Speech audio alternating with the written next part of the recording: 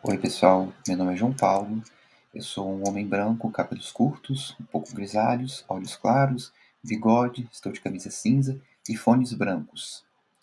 Bem, hoje a gente vai falar sobre a importância da linguagem na construção dos processos psicológicos superiores e na elaboração dos conceitos científicos. E para abordar esse tema, a gente vai falar sobre Vygotsky. Para contextualizar um pouco sobre Vygotsky, Lev Semyonovich Vygotsky, eu espero estar falando o nome dele certo, foi um psicólogo e educador russo do início do século XX. Ele ficou conhecido por desenvolver uma teoria revolucionária sobre o desenvolvimento humano, que mostra que a gente aprende e a gente se torna sujeitos por meio das relações sociais e da cultura.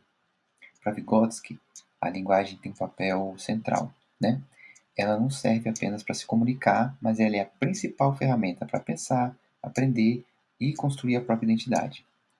As suas ideias são muito importantes para a educação, especialmente quando a gente fala em inclusão, diversidade e no papel do professor como mediador do conhecimento. Então, nesse vídeo, a gente vai conversar um pouco sobre como a linguagem ela é muito mais do que falar, ela constrói quem a gente ajuda a gente a aprender e pensar, né? Também vou explicar um pouquinho como os professores ajudam nesse processo de desenvolvimento com a mediação. Então, para Vygotsky dizia que o ser humano é social por natureza. A gente nasce com um corpo biológico, mas é na convivência social que a gente aprende, é na convivência com as pessoas que nós nos tornamos sujeitos culturais. As funções mentais superiores, como atenção, memória, linguagem, elas se desenvolvem com a ajuda dos outros. Primeiro acontece de fora, depois a gente internaliza. As funções mentais superiores são relações sociais internalizadas, citando Angel Pino. Então, para ele, né, como foi dito, o desenvolvimento humano acontece dessa forma.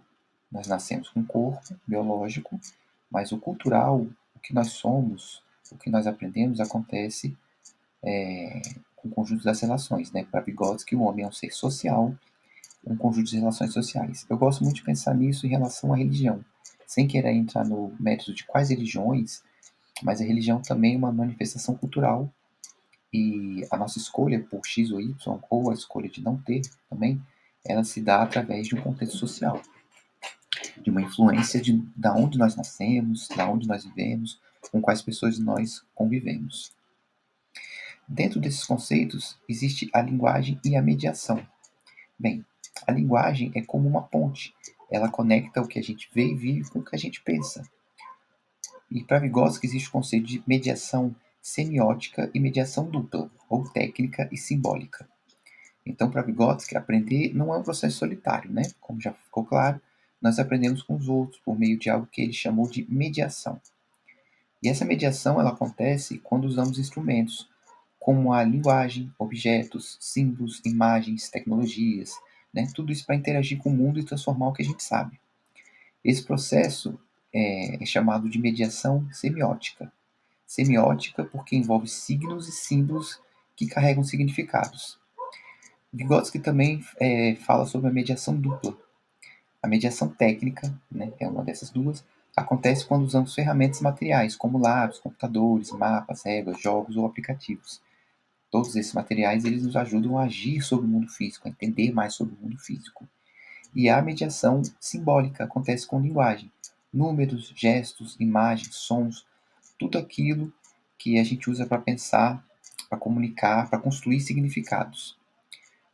E juntas, essas duas formas de mediação, elas são fundamentais para o desenvolvimento dos pensamentos, dos sentimentos e da nossa própria consciência. Então é por isso que o papel do professor como mediador ou da professora como mediador é tão importante.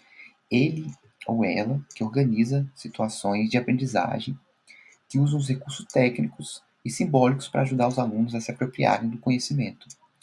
Bem, colocando em outras palavras assim, aprender sempre é uma ação mediada. Ninguém aprende sozinho, né? Todo mundo aprende com o outro, usando ferramentas da cultura, essas que já foram ditas. Quando alguém nos ensina algo com palavras, imagens, ou gestos, isso é uma mediação. O professor, por exemplo, usa a linguagem para nos ajudar a construir os conhecimentos. Então, a mediação, nesse caso, se dá com o professor, né, explicando com os símbolos, objetos, livro, quadro, fórmulas, falando, né? Então, a palavra, o gesto, a imagem, ela cria o pensamento. Isso que a gente chama de mediação. E dentro desses conceitos, existe o conceito de o que é espontâneo e o que é científico.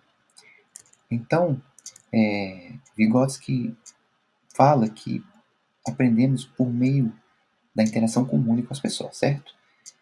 Por isso, antes mesmo de a gente ir para a escola, a gente já forma as ideias sobre as coisas. Isso são chamados conceitos espontâneos.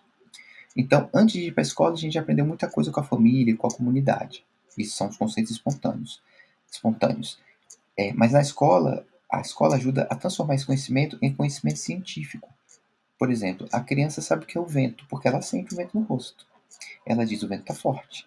Isso é um conhecimento do dia a dia, construído com base na experiência e na linguagem familiar.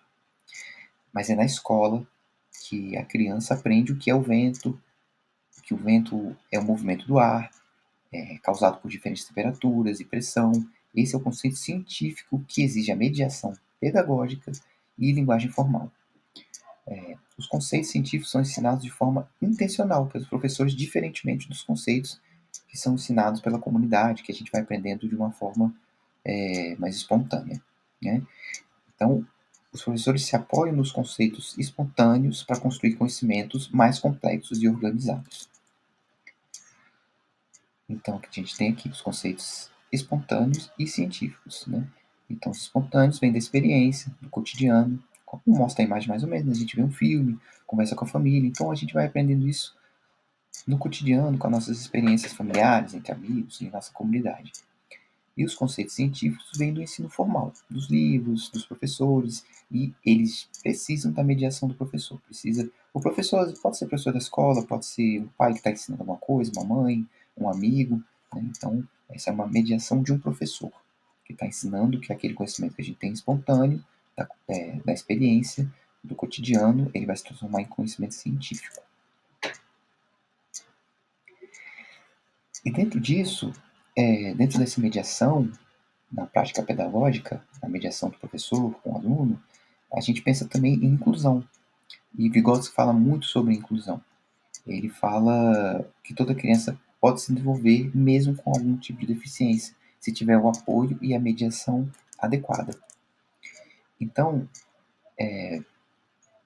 a inclusão dos alunos com deficiência é um desafio que exige sempre uma reflexão pedagógica e um compromisso com o desenvolvimento humano.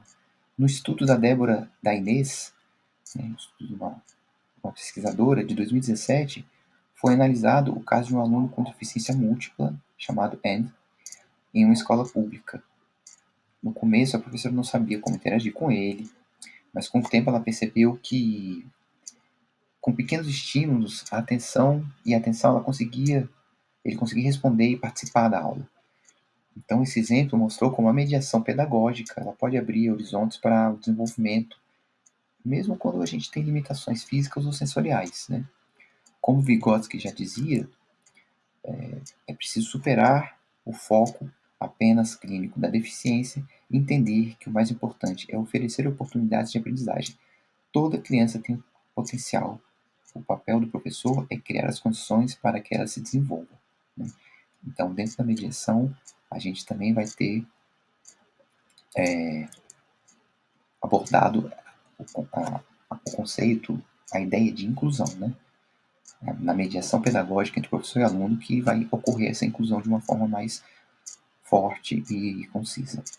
Bem, gente, para terminar, fazendo uma rápida conclusão, a gente viu ao longo desse vídeo curto, né, um vídeo de 10 minutos aproximadamente, que a linguagem é muito mais do que um meio de comunicação, ela é uma ferramenta essencial para o desenvolvimento, pensamento, da consciência e da aprendizagem. A gente aprendeu também que esse processo só acontece com a ajuda do outro, por meio da mediação, que ela pode ser feita com palavras, gestos, imagens ou tecnologias. A escola, quando valoriza essa mediação, se torna um espaço de transformação, inclusive para alunos com deficiência. Com escuta, sensibilidade e apoio intencional, todos podem aprender, certo? Como nos ensinou Vygotsky, o desenvolvimento humano é sempre social e cultural, e cabe a nós, como futuros educadores e educadoras, criar caminhos de inclusão e aprendizagem para todos eles. Bem, então deixando uma mensagem final aqui para vocês, ensinar é um gesto de mediação humana com potencial transformador. Eu quero agradecer a todo mundo, obrigado por me acompanhar nesse vídeo, que a educação seja sempre um espaço de linguagem, mediação e inclusão.